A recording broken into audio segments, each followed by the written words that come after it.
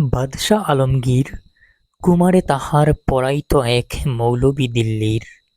একদা প্রবাতে গিয়া দেখেন বাদশাহ শাহজাদা এক পাত্র হস্তে নিয়া ঢালিতেছে ভারী গুরুর চরণে পুলকিত রোদে আনত নয়নে।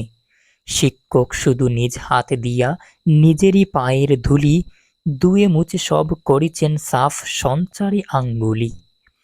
শিক্ষক মৌলবি ভাবিলেন আজি নিস্তার নাহি, যায় বুঝি তার সবই দিল্লীপতির পুত্রের করে লইয়াছে পানি চরণের পরে।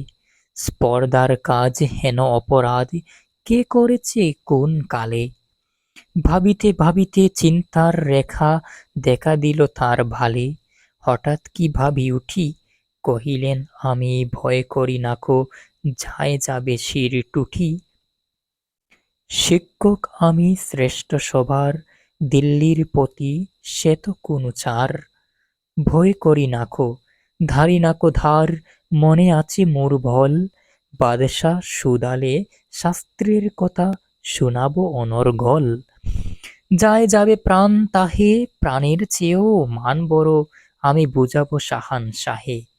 তারপর দিন প্রাতে বাদশার দূত শিক্ষককে ডেকে নিয়ে গেল কেল্লাতে, কাজ কামড়াতে যবে।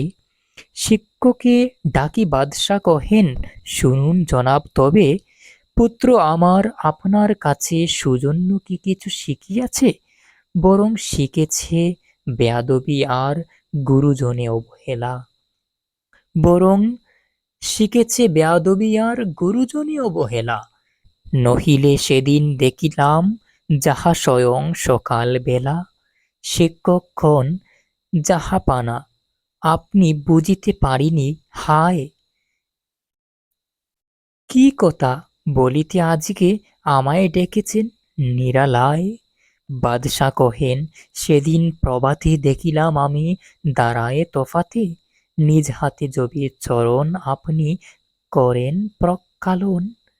পুত্র আমার জল ডালি শুধু ডিঝাইছে অচরণ, নিজ হাতখানি আপনার পায়ে বুলাইয়া সযতনে, দুয়ে দিল নাকো কেন সে চরণ, সরি বেতা পাই মনে। উচ্ছ্বাস ভরে শিক্ষকে আজি দাঁড়ায় সগৌরবে, কুর্নিশ করি বাদশাহে তবে কহেন উচ্চ রবে। আজ হতে চির উন্নত হলো শিক্ষা গুরুর শির, সত্যি তুমি মহান উদার বাদশা আলমগীর।